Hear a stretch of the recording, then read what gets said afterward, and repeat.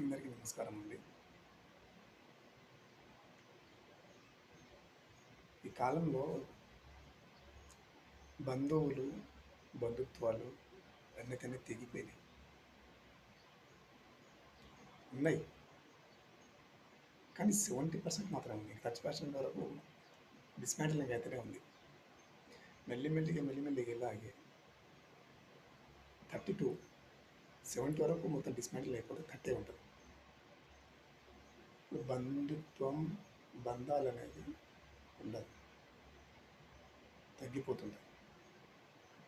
ప్రేమ, అభిమానం అనేది లేదండి. మనం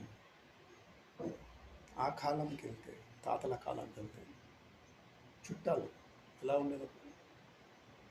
అలాంటి చోటుకి వెళ్ళాలంటే మ్యాక్సిమం అయితే 3-4 days ఉండేవాళ్ళు.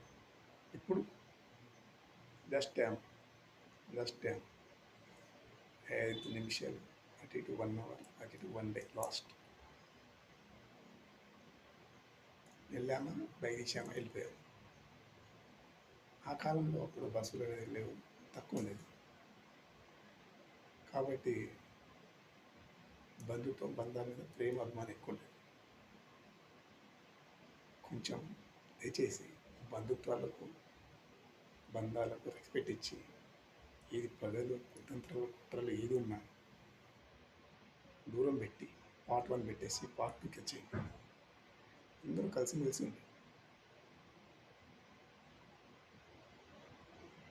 ఆ పగలు, కుతంత్రాల వల్ల మీకేమైనా లాభం వస్తుంది? ఎప్పుడో పోయినా ఒక్కసారి చావడమే కదా.